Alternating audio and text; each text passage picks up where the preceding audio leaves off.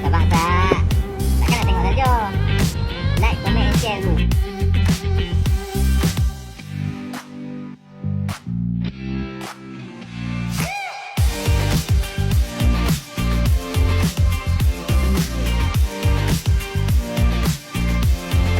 Okay, pada tahap part terusnya Like, follow, dan share.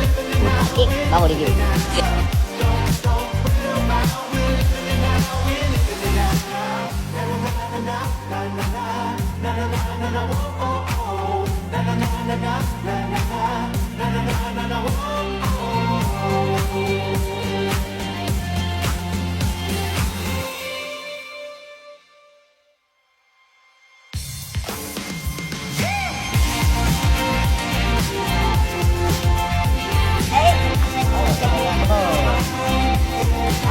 Pada semua yang sedang menonton, like, komen and share.